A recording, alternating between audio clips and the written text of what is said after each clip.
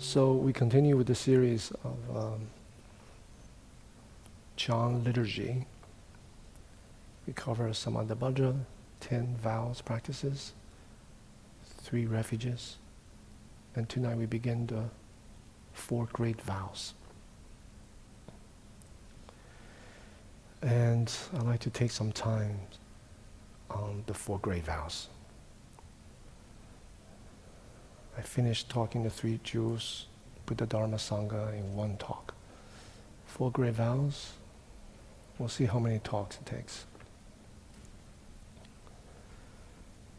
How many of you have never heard of the 4 great vows of the Bodhisattva path? Please raise your hand. Okay. 3, 4, okay. Most of you know. Do you know what they are? Do you remember what they are? I vow to deliver innumerable sentient beings. I vow to cut off endless vexations. I vow to master limitless approaches to Dharma. I vow to attain supreme Buddhahood. These 4 great vows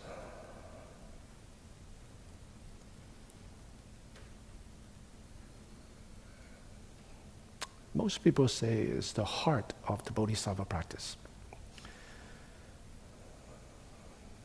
Altruistic practice of awakening.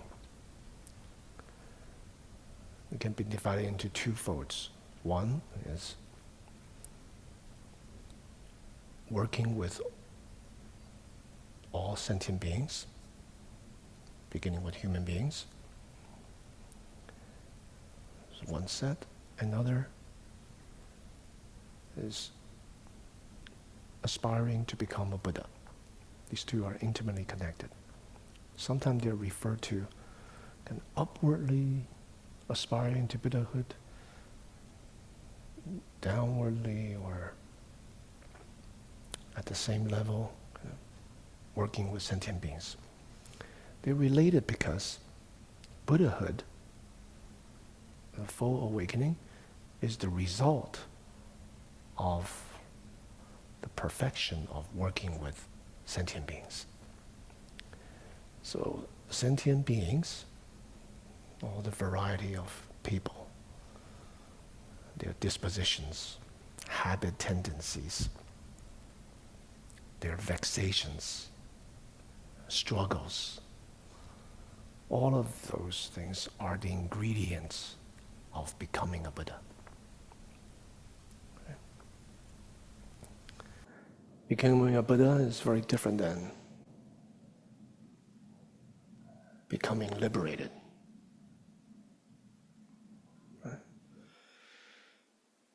If we practice for ourselves, there's no need to really know a lot of Buddha Dharma to master limitless approaches to the teachings.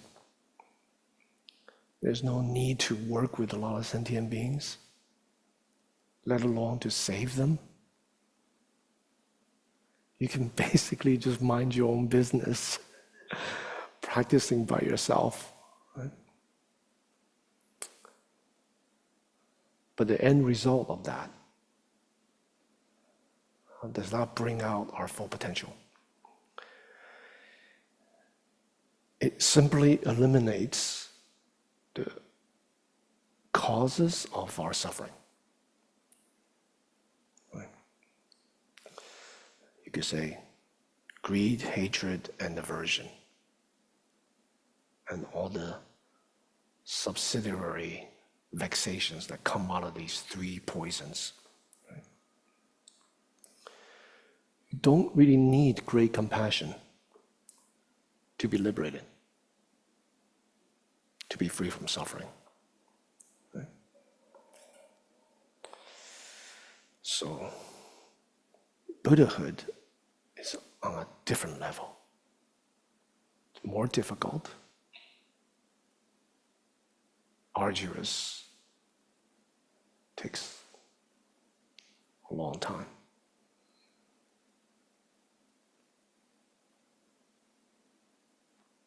I know I'm sounding like not really advertising Bodhisattva path. I'm like, that's a long time, far away in the distance. What I want to say is,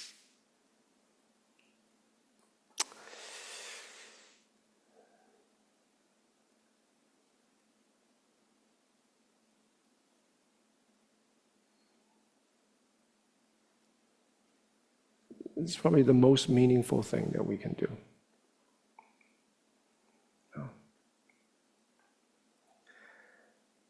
And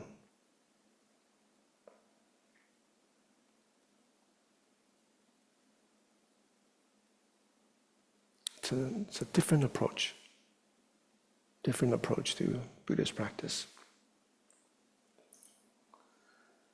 So liberation involves eradicating the obstructions, the poisons of the mind, greed, hatred, ignorance. At the center of that is our self-grasping. So you could say the main teaching in Buddhism is that's unique among different spiritual traditions is no self, selflessness.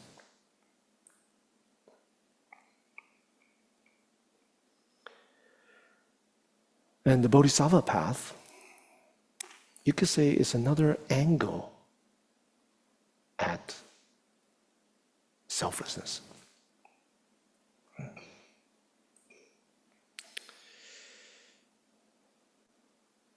So one approach is removing all the causes of suffering or anguish, thereby the sufferings will be removed. Right? So removing obstructions.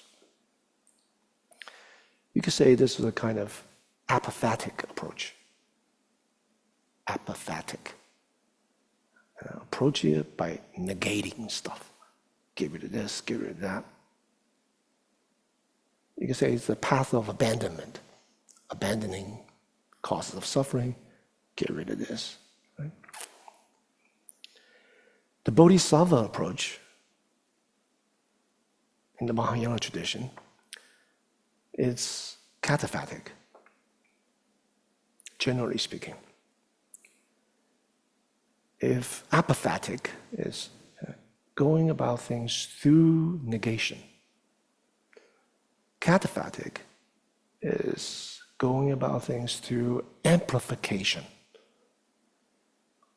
of the strength, our virtues, our positive attributes, proactively cultivating compassion. Right? So at the heart of this is self-referentiality, me, I, mine, that lies at the center of all of our choices, all of our decisions, the way we relate to other people.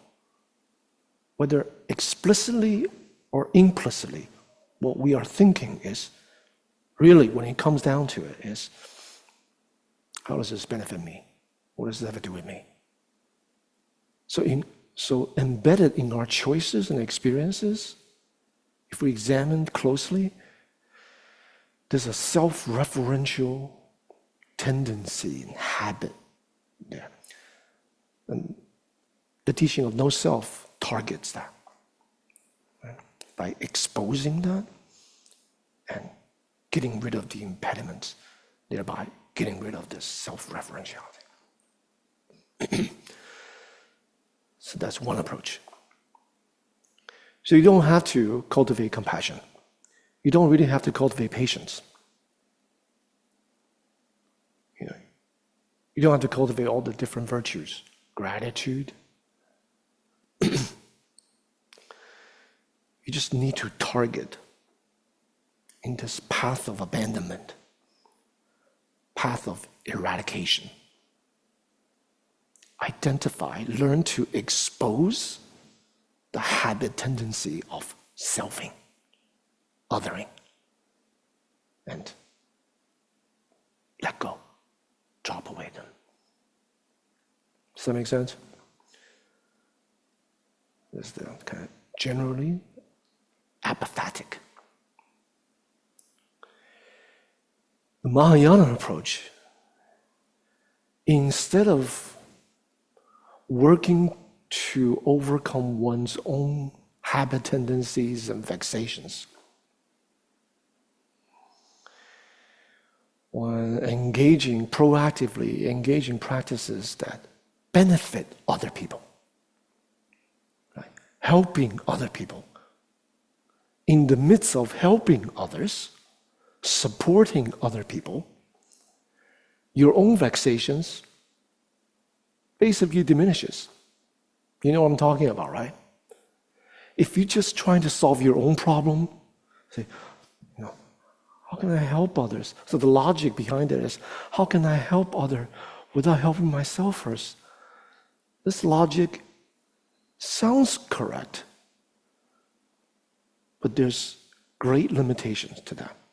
In fact, for most people, it's questionable whether that actually works or not.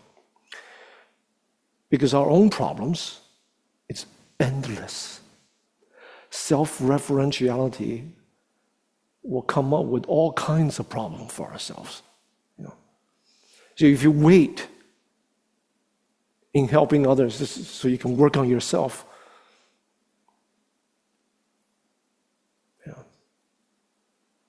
you'll never be able to even begin trying to help people.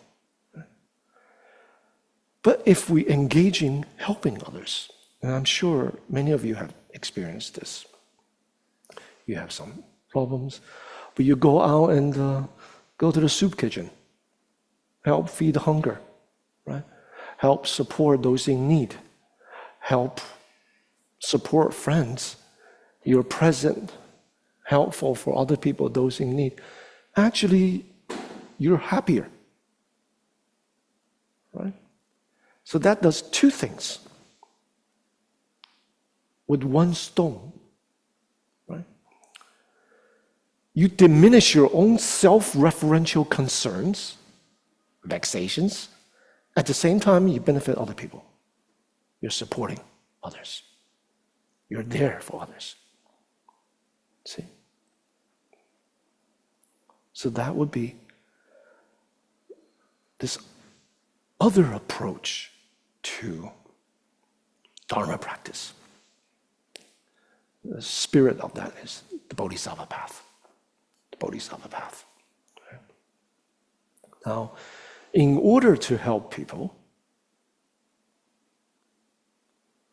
and again, I know you know what I'm talking about.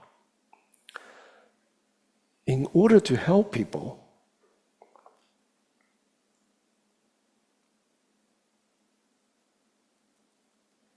you have to have some competence under your belt to be able to help people.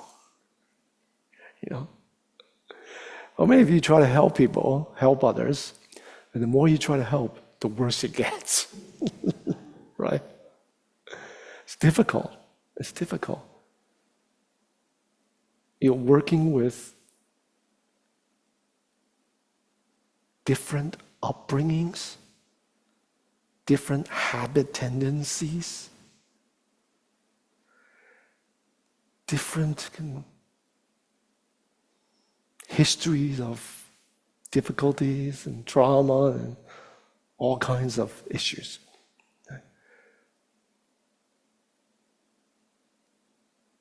And when you share something with others, they may take it in a completely different way.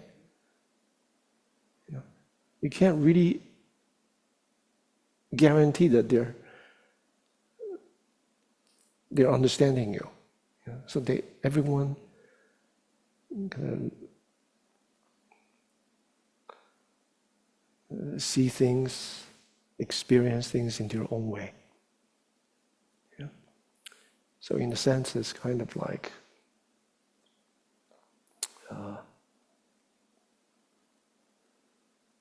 it's like shooting darts in the dark. You don't know where it's going to land. unless you're very perceptive. You're very in touch and in tune with other people. You're familiar with them. So that you have to have the ability, in other words, to identify what the needs are. You provide the antidote. Right? You have to be able to recognize the level of receptivity.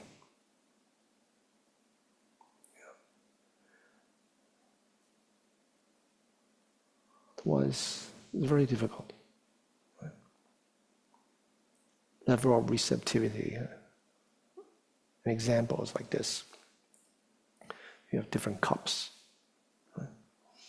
You have some nice juice, tea, coffee, whatever you want to give them. Nice drink. Some cups is cracked. Cracked. There's a hole on the bottom. Or it's just there's some leak.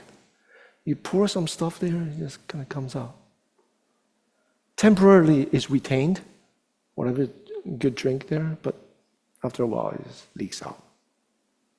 Some other cup, there's no crack. Very good on the outside. You take a look at the inside.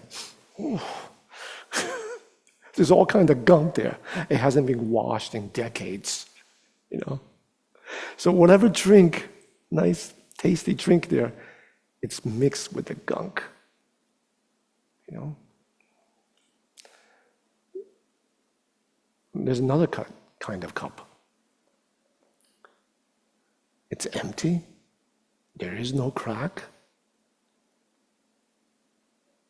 And it's clean. But it's turned upside down. So you can't really pour anything because it's not receptive. Right? The fourth type of cup. It's receptive. It's clean. No cracks. Ready to receive.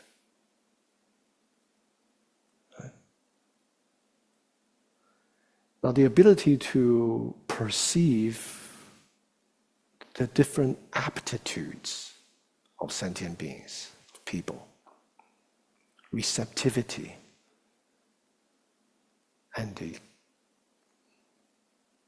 filter that they're using to experience the world, to be able to identify that, that would be the analogy of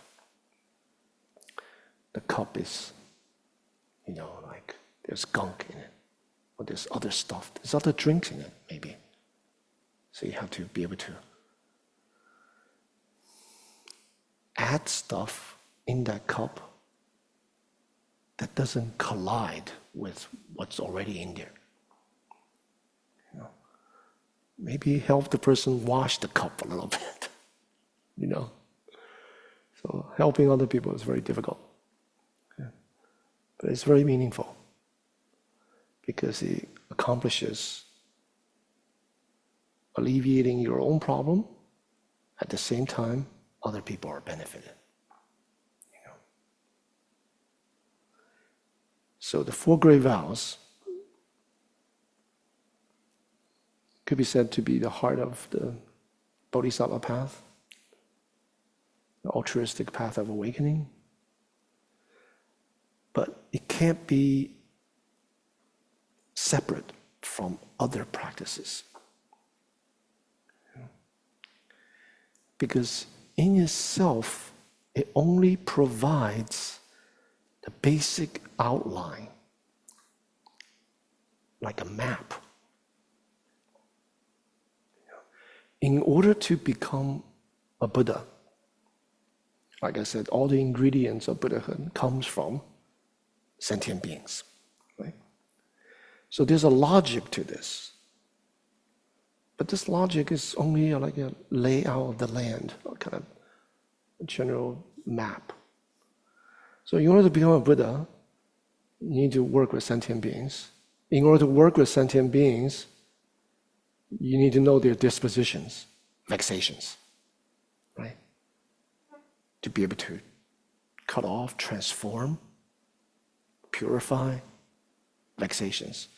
You can't transform vexations without knowing, mastering different approaches to the Dharma. See? So there's a logical sequence. Say, for example, you want to be a surgeon, like the end result. In order to be a surgeon, you got to work with people, right? Surgeon for the people. Unless you're going to be a veterinarian or something, work with dogs and cats.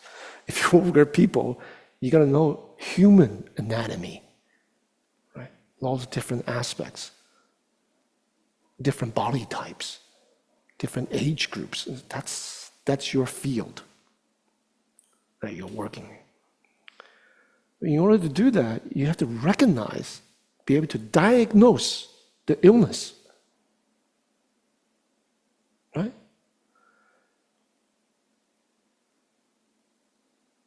What gives you that ability to diagnose and to provide the proper,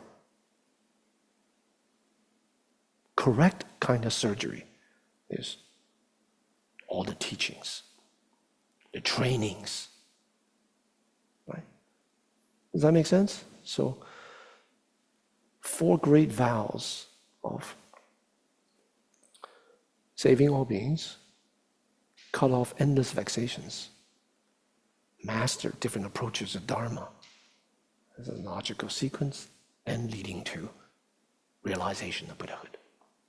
Right? All this is really a process of like a map, a process of transforming illnesses, providing antidotes, diagnosing struggles, vexations, and providing prescriptions, working with sentient beings. Right? So this is a different path. The first approach is the path of abandonment, the path of eradication. The second Bodhisattva path is a path of transformation. You're transforming sentient beings into Buddhas. You're transforming vexations into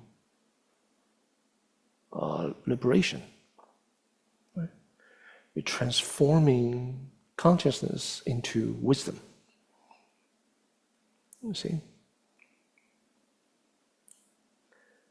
But like I said, the 4 great vows provides a map.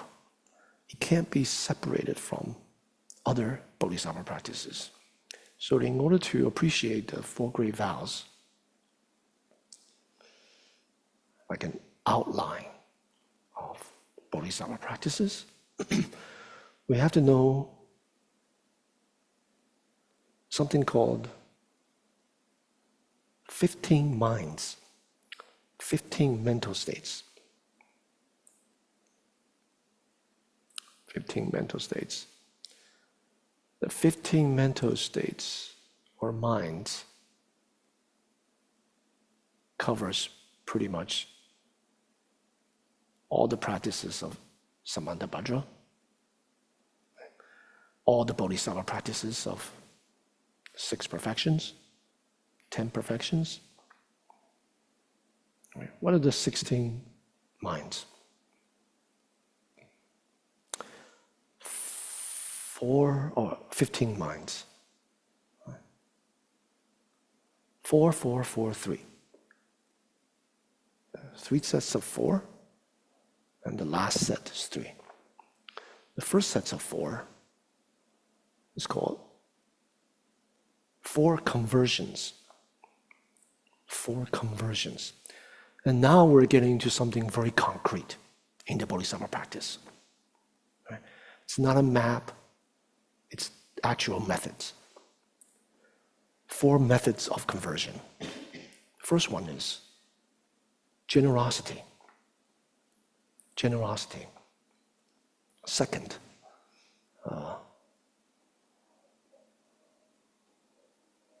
kind words.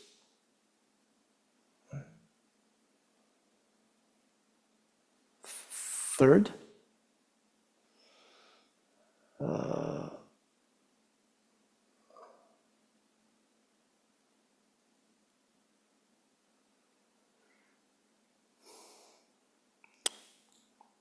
the analogy is like doing what sentient beings do.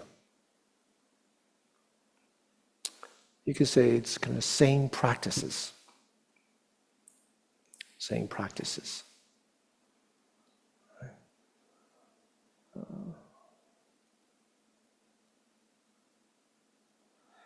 Let's begin with these, right? Because these deals directly with how to relate to other people. How to actually relate to other people. Why is that important? Because sentient beings, people, is the main ingredient of becoming awakened, becoming a Buddha. Right? Not only liberated, but reach perfection. So how to relate to others, that's probably the most important thing we can learn, the most meaningful thing. That's why I say this cataphatic approach, offering oneself for the benefit of others, working with others. On the one hand, releases one's own vexations, on the other hand, can help others. And working with them, we become free. So, this first set, that is generosity. Raise your hand if you like people who always support you, and if you need something, they always give you this thing. You see, it's very effective, right? Sentient beings. You always like people who's always giving you stuff, right? The practice of giving. That's the first practice. There are different types of giving. Sometimes it's material support.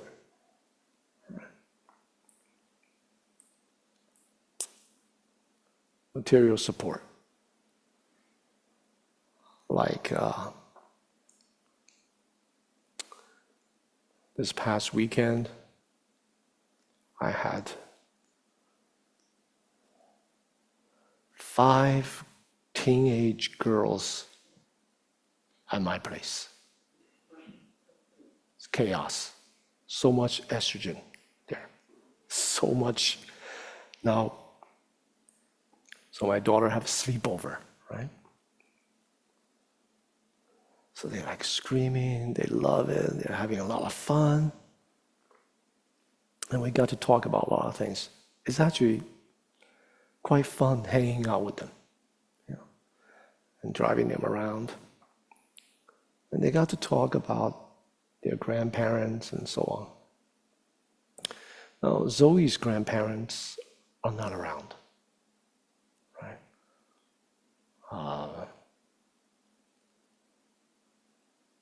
On the father's side, both grandparents passed away. On the mother's side, they're in Japan. So they're not around. But all 4 of the other girls basically are in town. So Zoe was very envious. Why? Grandparents. How many of you like grandparents? If you have them. Yeah. Grandparents always want this. When you're in trouble, you can't get along with your parents, grandparents will take care of you. You need some extra money, go ask the grandparents. They'll give you stuff. Right? They don't really have to deal with your stuff only occasionally. So we tend to romanticize them. Oh, they're so nice, they're so supportive, Plus, they're very experienced. They have a lifetime of experience raising your parents. And now your parents have kids, so they help you. I remember when I was young, my grandparents, I was kind of raised by my grandfather because my parents were never around. So my grandfather always picked me up from school, always bought me stuff. Very nice to me. Whatever I wanted. Best image of my grandfather. My grandmother, the same. She's always trying to give me money. What is the most important thing for teenagers? Money. Because they don't have a job. They rely on parents. They don't have their own transportation. So money, they can buy different things. Right? So I had good experience. I'm sure a lot of people have good experience with grandparents. People that offer us support, material support, give us money, give us, support, emotional, advice, intellectual. We appreciate them a lot.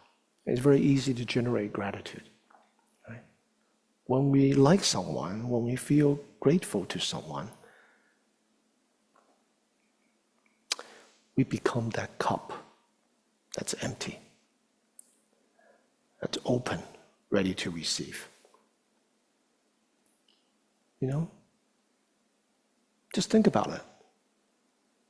Here's $50, you can spend it.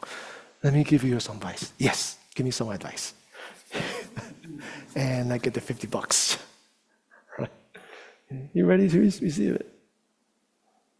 So the first Bodhisattva practice is, first type of generosity is material. Material. But this is also the lowest type, the most common type. Not every one of us have a lot of material, financial means to support others.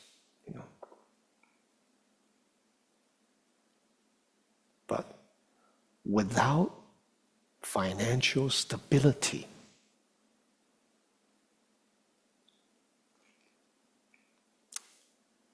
it's difficult to have stability in your life, to have emotional stability. Forget about spiritual practice. Those people who are destitute, impoverished, struggling, you're trying to teach them some no self, compassion, going here and coming out the other side. So the first way to help sentient beings is to bring them to a level of stability in their life. So if we do have the means, we can support different causes, programs, foundations, to bring people to a level of stability in which they can deepen the meaningfulness of their life and bring forth their potential. Does that make sense? And the support that we give, it's not like, okay, I'm going to give equally, $50 for everyone. No. You have to give appropriately, wisely.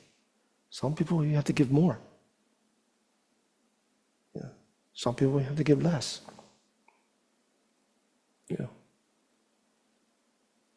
If you want people to rise up and be able to help others, you have to give through equity, not equality.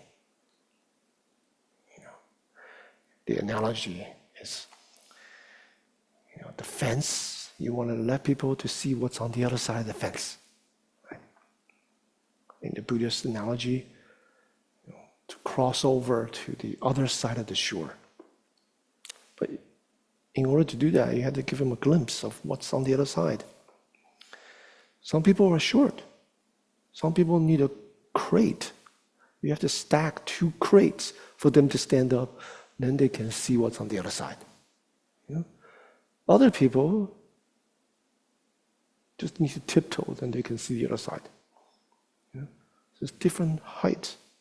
Similarly, when we lend support, we have to provide what is actually needed. Does that make sense? So material giving, in terms of save all sentient beings, we're still on the first vow. Right? Connected to that, conversion, methods of conversion, method of transformation. Material support. Second, support through the Dharma, the teachings. With material support, they have that stability, then they're ready for some teachings. You see? And with regard to teaching, also give through equity. Different people need different things. So you have to perceive what is needed and what their kind of karmic disposition is. And you have to give appropriately. Support them. A person who has low self-esteem or always placating to others, they deny themselves, they have very low esteem, they don't have confidence, but they're always helping other people. Do you know what I'm talking about? Always there for the self is weak, the sense of self. Right? You don't give the teaching of no self. Right? Some people use the teaching of no self to justify some of the things that they already do. The teaching of no self to people with low self-esteem or have issues about themselves. I'm no good. I'm not good enough. I don't have the skill set to do this. And you teach no self. That may make it worse. Right? So they start to use that teaching to deny themselves. Right? In order for a person to be awakened, they have to have a congruent self. Right? So they have to face themselves, strengthen this kind of self, so they become more congruent. They know their strengths and they know their weaknesses. They're not trying to hide. And they're not using their weakness as a strength. To be more congruent and to mature the self. Then we can talk about no self. Does that make sense? So a healthy sense of self, right? Healthy boundaries, can take care of themselves, know what's right and wrong, and is congruent inside. So a teaching like that will be more useful. Right? Or not in terms of people, but in terms of circumstances. Circumstances, the right teaching for the circumstances. Buddha Dharma has all kinds of teachings. How do we take the right teachings for the right occasion to face the self, mature the self, affirm the self, and then we can let go of the self. Right? So, teaching the right kind of giving right kind of instructions, for what is needed.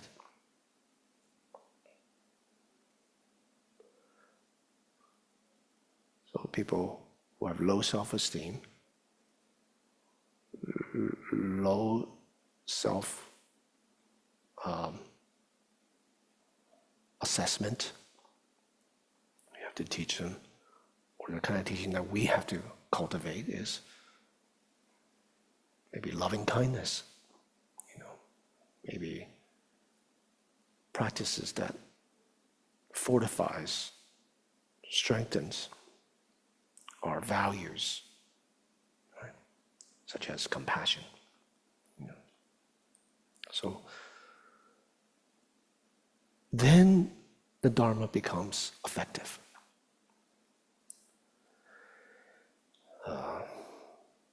So aside from material giving, we also have the giving of the Dharma. Appropriately, and then the person matures. The practice deepens. The person becomes more congruent, right? And then is ready to let go. The last bit of self-referential attachment. Because the truth is, people who have low self-esteem or low assessment of their self, and by the way, there's a whole gradation of that, their self-referential attachment can be very, very strong, actually.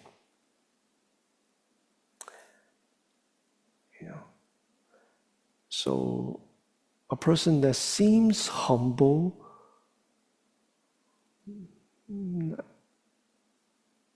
always there for others, helping others and denying their own needs, things that they need to take care of, like they can't even take care of their own apartment or housing or stuff, but they're always kind of giving.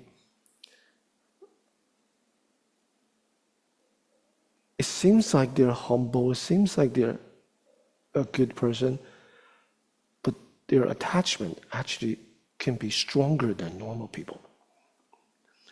Attachment means identity, ways in which we reify our notions, our habit tendencies. For example, a person who's always helpful, and you deny them to help you. I don't need help. They can actually become angry. Have you encountered people like that? Or become upset, right? At the end of the spectrum, those people that can actually go through suicide, self-harm, say, wow, they don't like themselves, they must have no self. No, their self is actually very strong. Stronger than normal people, that they can actually go through with something like that. They're grasping identity, holding on to their views, to notions. Their ruminations can be actually quite strong. Right? So, we need a healthy sense of self, right? A more congruent, mature sense of self in order to let go of the self. Right? So when a person's like this, we need to share the teachings so that they can begin this process of working, letting go of their attachments, seeing through their habit patterns.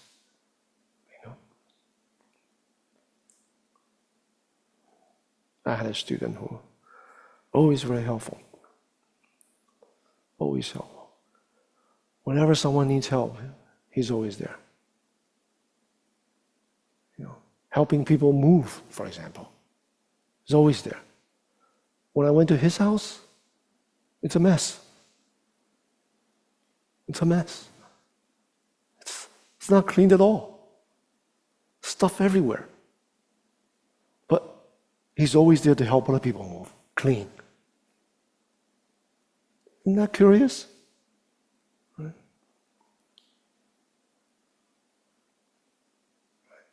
So, now, I don't want you to think, like, who is Guogu talking about? Don't you think like that? It's just an example, you know. These habit patterns must be brought to a balance, must be exposed, work through that. So, in working with them, it will inspire us to actually learn Dharma, right? How to practice deeper in order to help them. Right? You don't want to be that person to always helping other people, always overstepping other people's job. For example, it's not your job to help this person, but you help them anyway. So you overstep. It's supposed to be Marco's job. You know what I'm saying? Like, he's helping, very helpful, but it's not his job. It's Marco's job. And Marco gets annoyed. As an example. Right? We don't want to be that person. Right? So we have to expose our own tendencies to see what actually is present, what needs to be done. Right? What kind of help is actually needed?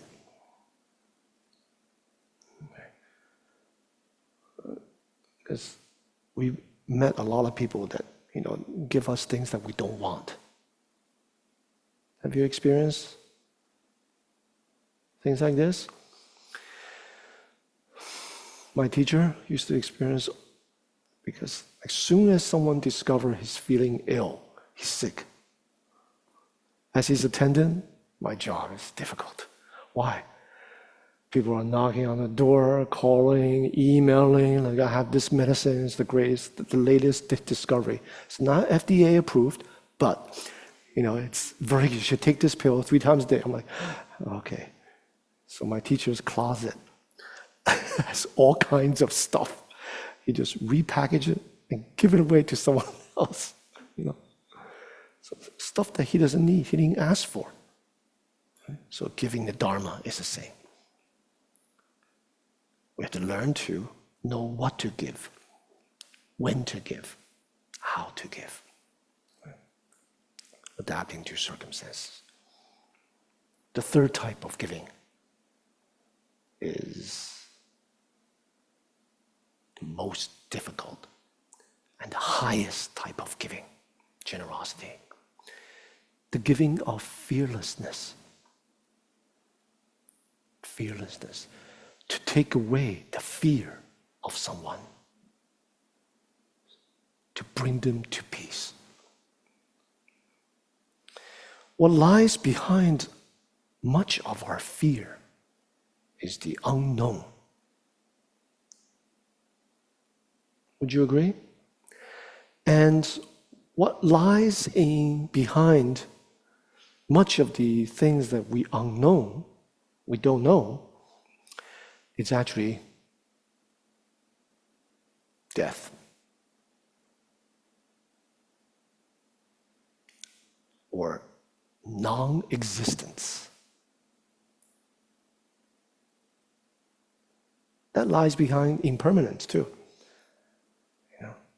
Or your resistance to change. Right? You don't want to speak publicly. Of course, you're not thinking, I'm going to die if I speak publicly. You're not thinking of that. But behind that is a sense of, what's going to happen? What's going to happen? In other words, there's a threat. There's a kind of threat that we perceive. Hence we generate fear, apprehension.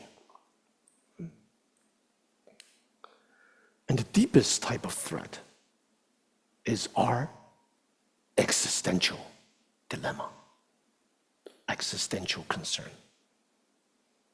Most of the time it's hidden, buried, distracted from all of our things that we're doing in daily life.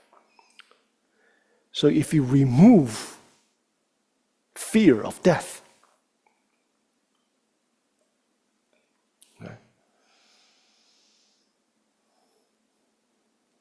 then the other types of fear will be removed. The sure way to remove the fear of death is to resolve our existential question of where do we come from? Where will we go? So all religious questions, spiritual traditions, they try to answer this question. Some say you're created by a holy being, and you're going to return to daddy after you die. That's one answer. So the Buddha Dharma provides methods to actually engage in this practice, to confront this practice frontally and engage in contemplations. Right? And the sure way from the Buddha Dharma perspective is awakening. Once a person is awakened, they will have no problem of fear of birth and death. All of their other type of fears will also go away. Fear of speaking in public, fear of some of the other stuff. Why? Because what lies at the center of this fear is me, I, mine. Our existential concern is me. Where am I going to go? What's going to happen to me when this happens? The unknown, what's going to happen to me, right? This me is a kind of abstracted, deep-seated but abstracted notion of the sense of existence. Right? So if a person realizes freedom, awakening, then this fear will vanish. So essentially, generosity, the practice of giving, of fearlessness, is to bring sentient beings to awakening. So that would be the third ultimate type. Not material needs, although that's foundational, very important. Not emotional needs, giving the right Dharma teachings, right, appropriately, but providing opportunity, the pathway to awakening. That's generosity. Second, kind speech. Kind speech. Right? Similarly, like I asked you before, how many of you like people who give you stuff? Yeah. A lot of you raise hands. How many of you like people who is always kind to you, supportive? We raise our hands. Right? Kind speech.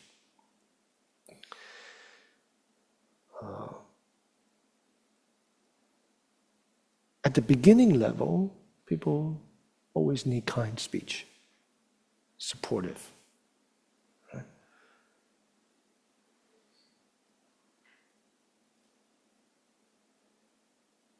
And the purpose is to build trust, to build a kind of connection, right? To prime this relationship in which they can accept deeper stuff. Right? Kind speech, besides, not engaging frivolous chatter, that's not really kind speech. not engaging in harsh language. It's not really kind speech. Definitely not divisive speech, right? Or just deception. Those are not kind speech, but supporting speech.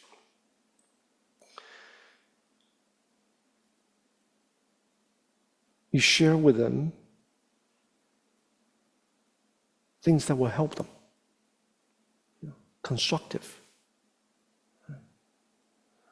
So in practicing kind speech, we have to consider using loving, kind words. Loving, kind words. And this does not mean you always tell people, I love you, I support you, I love you, I like you a lot. That doesn't necessarily mean loving speech. It means when people are in need, when they need encouragement, you provide what they need to hear, right? In an ideally gentle way. Once that trust is established, and the student, there's no way to chase away the student.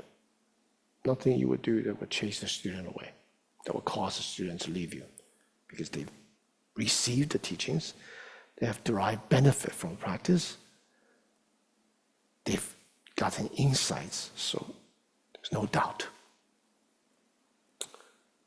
Then, sometimes, kind speech, including not only what they like to hear, right? Gentle words, supportive, kind words, but actually what they need to hear. What they need to hear. Right? Because the last thing you want to do is just to sugarcoat everything and not prepare them for the world. Right? Or kind of shelter them so much that they can't stand up. They can't mature. They can't face difficulties. You don't want to do that. Right?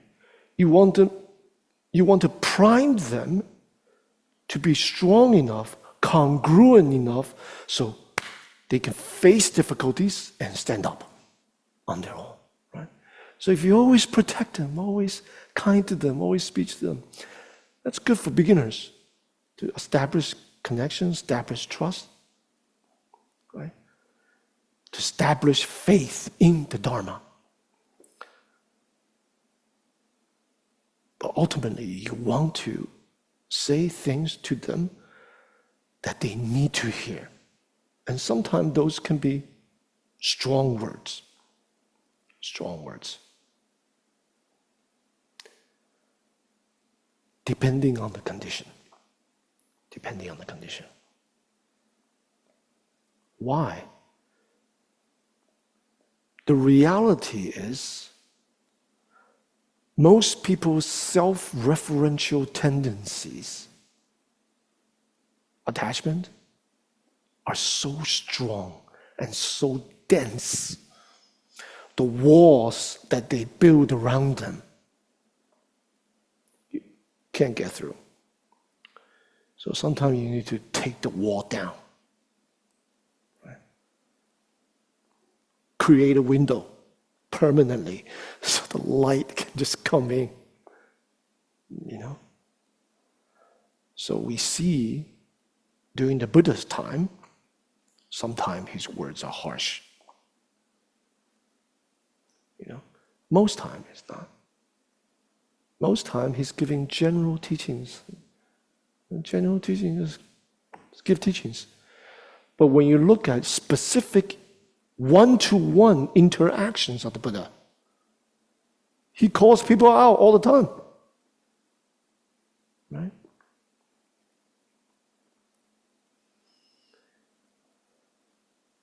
Like sometimes, there's a lot of occasions in which his monastic disciples are interacting with lay people and they're repeating the Dharma to them, and words get around to the Buddha. Say, hey, so-and-so said this to the lay person. Say, he what? Tell him to come over here. Say, so-and-so, is it true that you said this? And say, when did you ever hear me say that?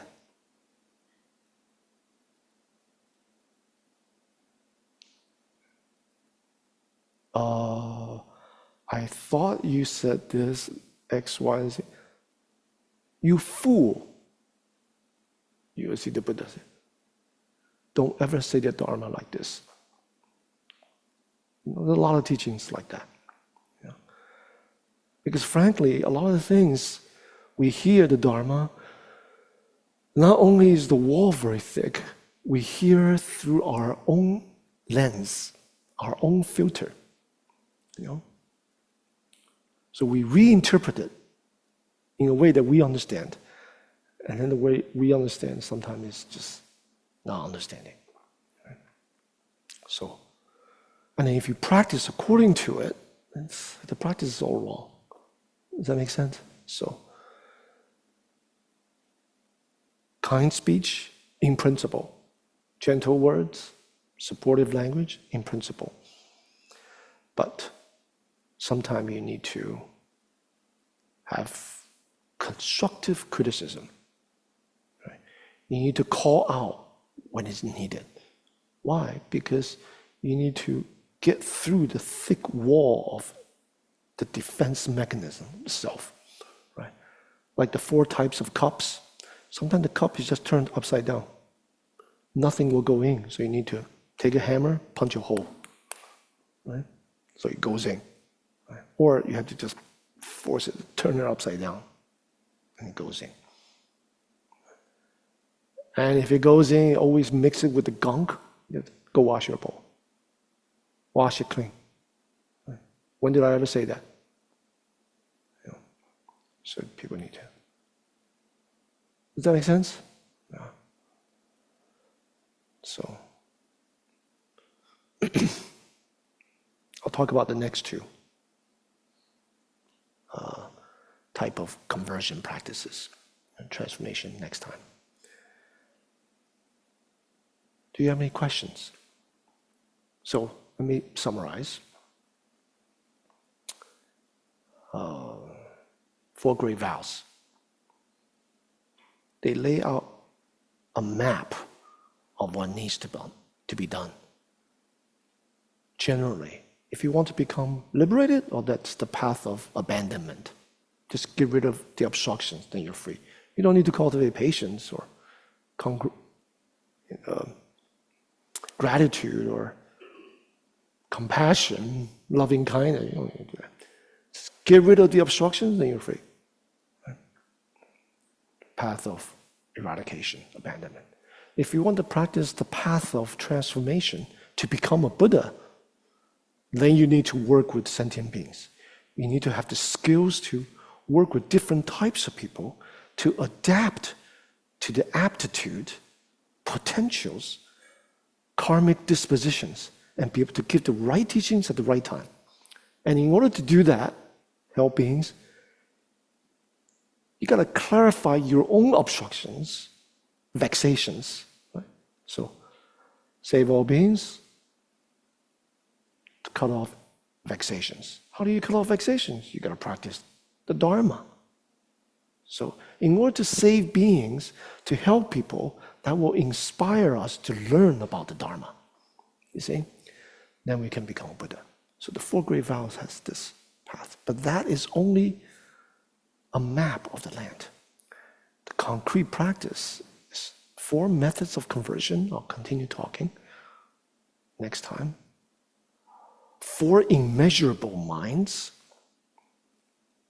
Right? Talk about that. 4 great vows, the map. At the heart of this 4 great vows is the vows, the aspiration, the hope. And then, so these three times 4 is what? 12. And then the wisdom part, 3 gates of liberation. These 15 minds pretty much lays out all the practices of perfection. So we'll take our time in discussing this, these 15 minds. Okay. Any questions?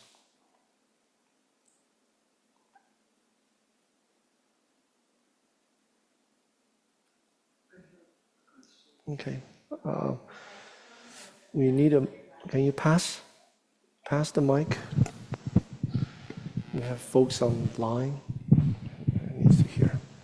Turn it on. I think it's a pretty simple question, but regarding sentient beings, Yeah. how far does that go? I have an animal rescue. I'm a vegan because I don't want to hurt animals. Mm-hmm.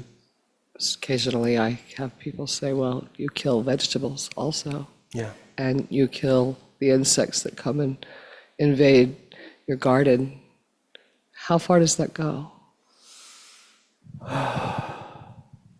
All the question, how far does that go, depends on the word sentience and the word deliver. Deliver. I vow to deliver all sentient beings. Well, I've read the book, The Findhorn Gardens. In Findhorn Gardens, they say that all plants are sentient and aware. So it takes me down a rabbit hole. Yeah. Do I just stop eating and live on sunlight and air? No. I mean, like, it's Yeah. a conflict with me. The Buddhist notion of sentience is different than the modern science notion. Modern science notion, like, oh, plants are sentient. Look at the mycelium beneath the earth, the earthlings, and that's like literally the earthlink. They communicate with each other. There's photosynthesis. There's all kinds of things the plant's gonna communicate. Is that sentience from the Buddhist perspective? No. No. No. Yeah. Sentience involves consciousness. Yeah. Consciousness. Automatic reaction, photosynthesis, the kind of communication that plants have with each other. It is a kind of communication.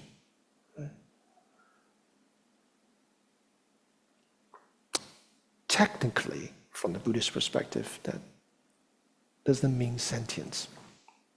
Right?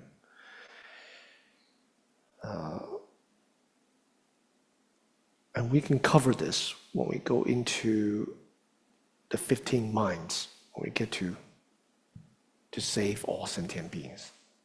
Right? The key word also there is to deliver. To deliver. Right? To deliver, what does that mean? To bring sentient beings from the shore of suffering to the other shore of liberation. And we can only deliver those beings who have connections with us, karmic connections with us. There are some beings where you will never meet. So we can't have a kind of literalism, like all sentient beings. Okay, all sentient beings. How many types of sentient beings? It doesn't mean that literally. It means our aspiration, our vow, the capacity of our mind is open to all sentient beings. But only those sentient beings that have a connection with us. There are sentient beings that we will never meet. Right? So that's the traditional Buddhist teaching on that aspect. The Chan Zen tradition have their own idea of what is sentient we can also talk about that. So, thank you. Any other questions? No. Say you are a leaky cup or a dirty cup. What practices do we engage in to fix our cups? Depends on the cup. Sometimes some cups you need it's just like a power wash.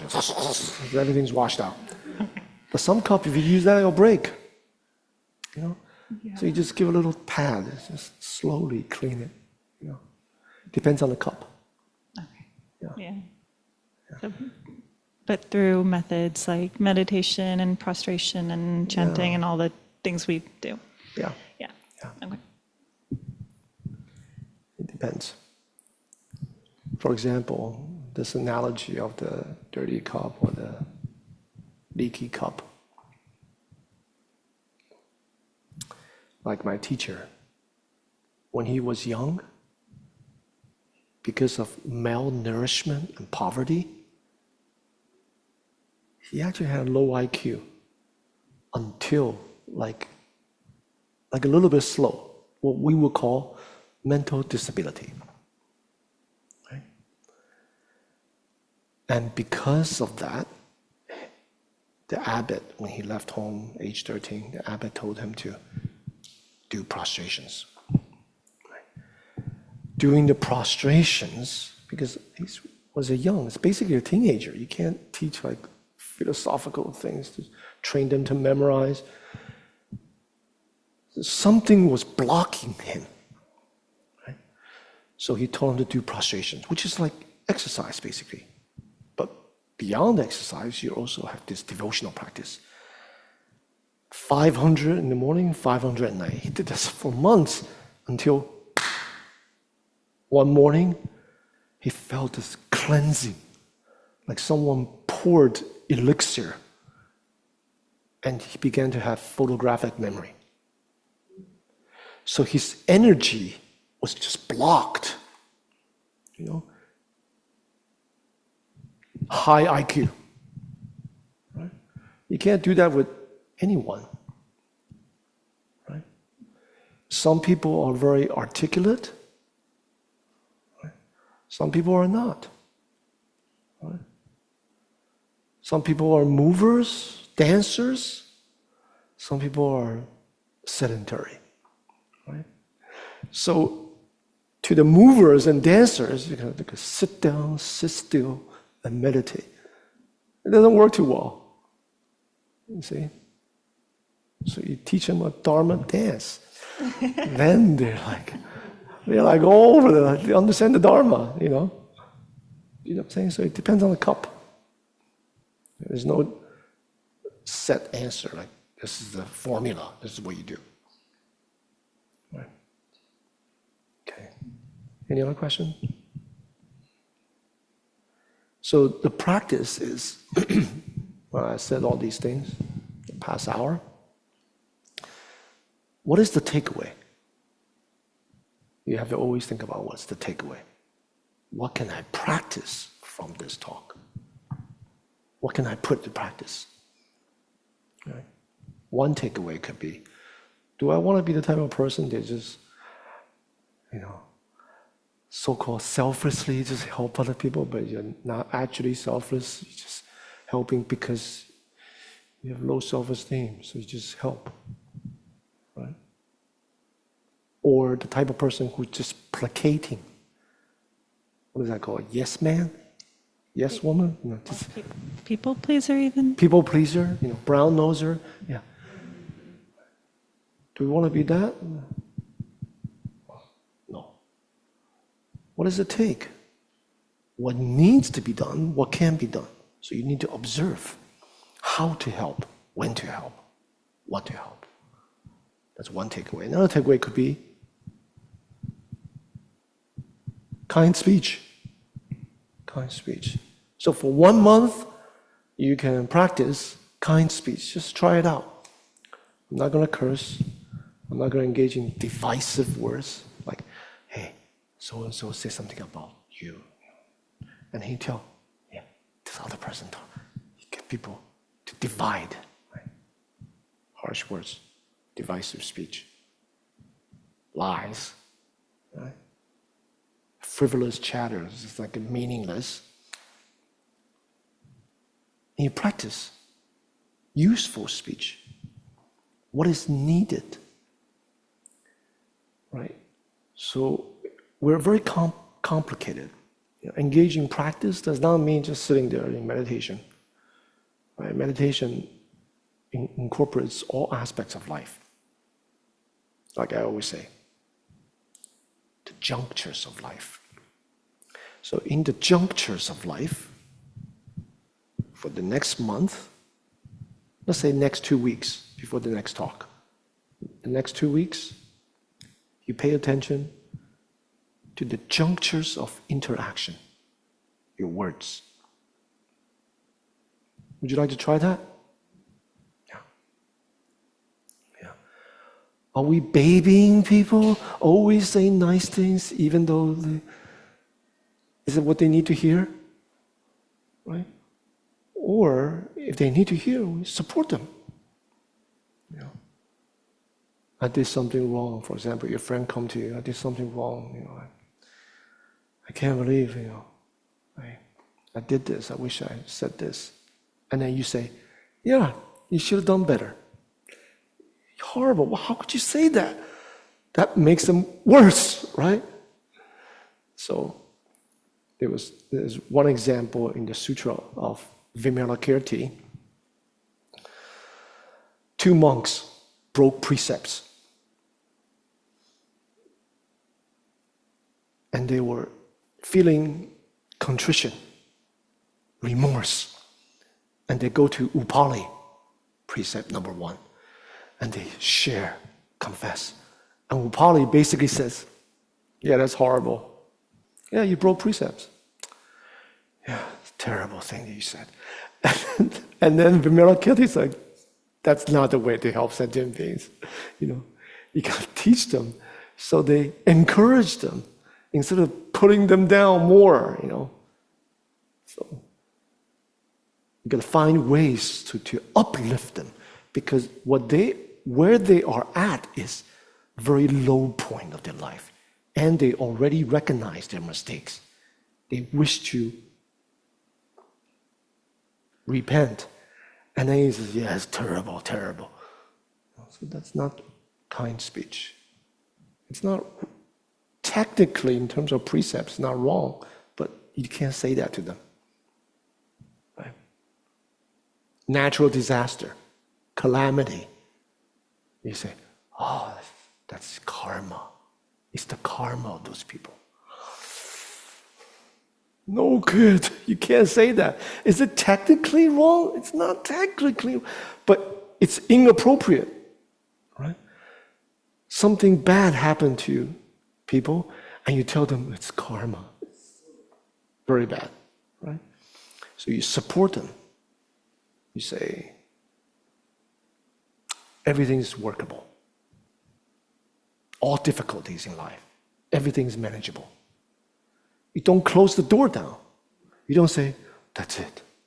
You ask yourself, how? Right? How to support, how to rectify the mistakes. Let's think about that. You recognize you feeling bad, that's already very good. Because it is. A lot of people, when they do bad things, what do? They blame other people. Or they justify it. Well, he's a jerk, that's why I had to say that. See? So they're not ready. If people are already recognizing this, too bad. You support them. Very good. Very good that you recognize that. See? So for the next 2 weeks, you can practice kind speech. Right? Supportive language. What other takeaway from tonight? What other takeaway?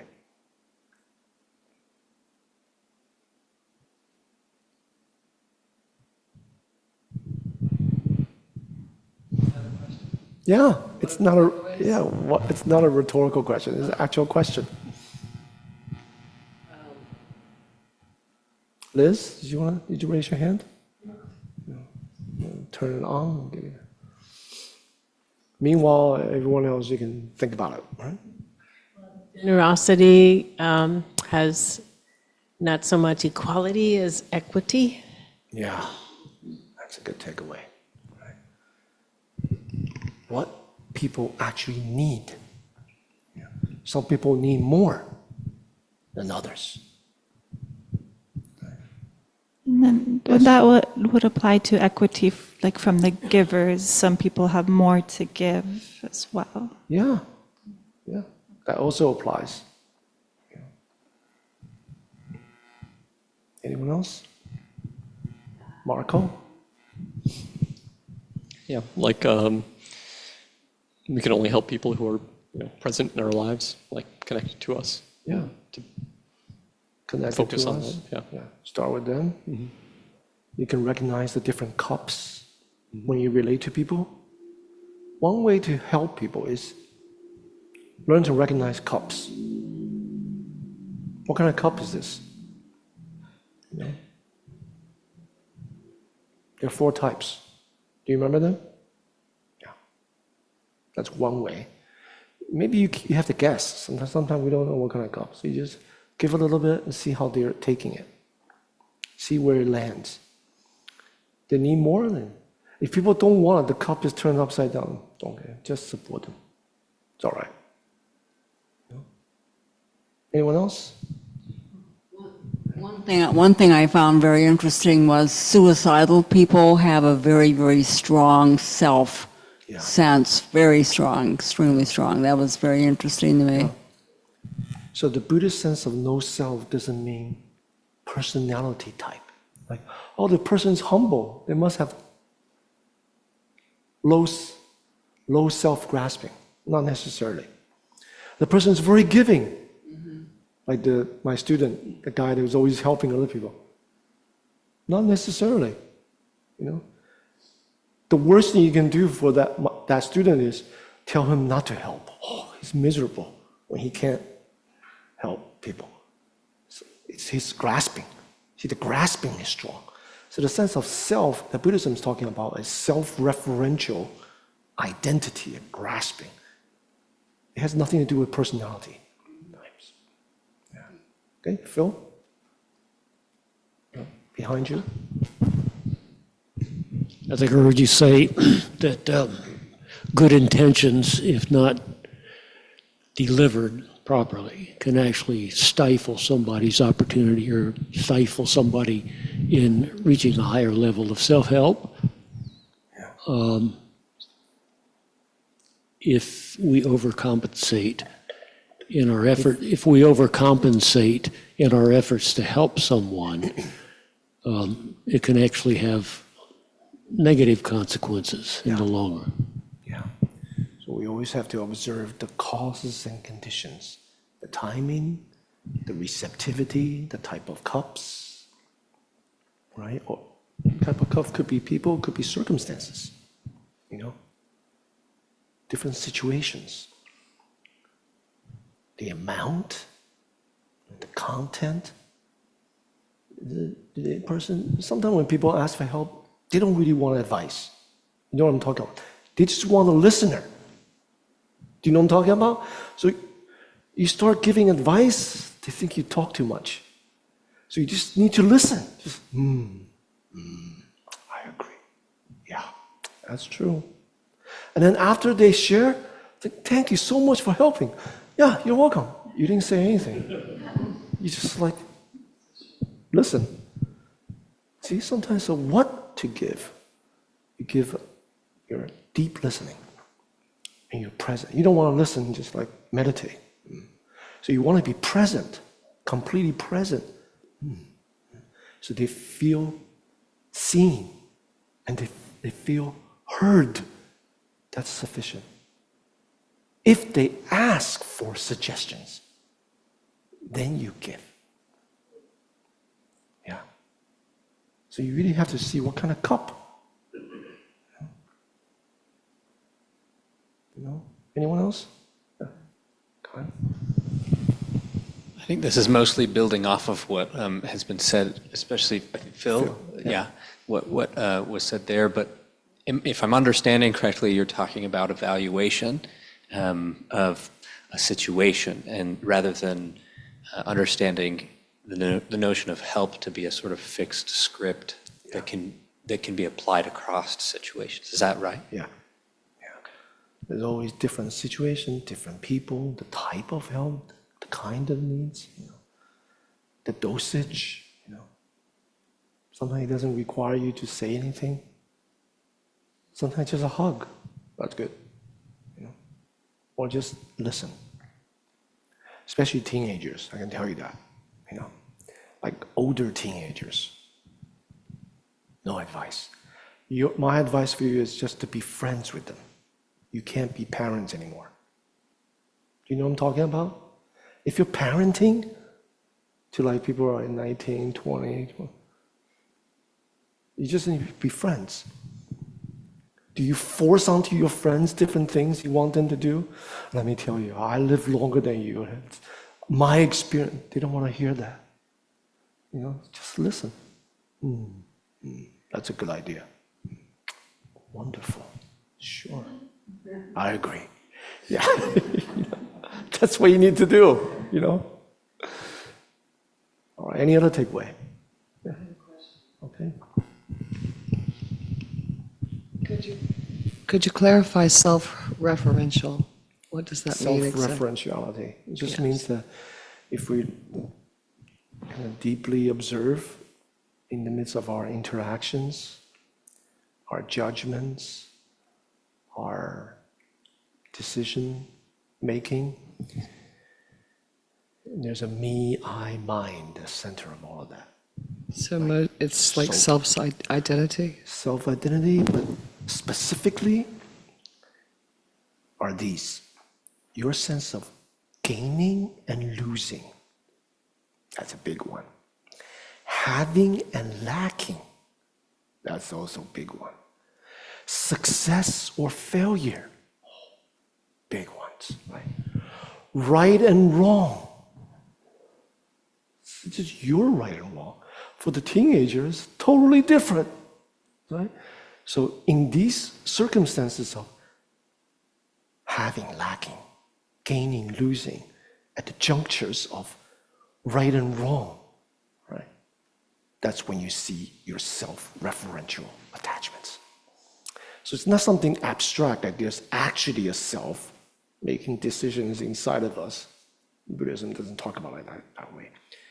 It's always at the junctures of life. That's when you see, right? Safety, unsafe, when the self is at that juncture of interaction, at that juncture of threat or praise, that's when you see your self-referentiality. Right? When you need to make a decision in life, what kind of consideration are you making?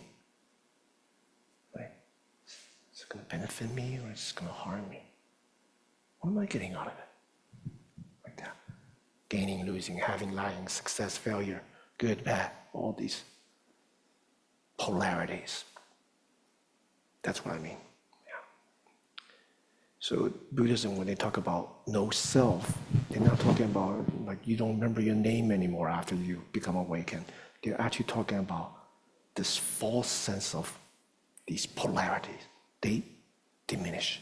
So when you engage with others, you're not considering like your own self-referential concerns. You're just responding to what needs to be done, what can be done. Right? So whatever stands in front of you, like the Buddhist popular analogy is like a mirror. The mirror doesn't have a fixed set of criteria, a me, I, mine, the center. No, whoever stands in front, it reflects exactly what needs to be reflected. Right? So that's the kind of self in the practice of no self. It's not like you have no memory, no personality anymore, like intellect out the window. You're very smart. You're very intelligent, you're very perceptive, you're engaging, kind speech, with that kind of self-referential tendency, the habit is released. Yeah. Okay? 2 weeks later, when's the next talk? First Monday of September. Okay, we'll continue.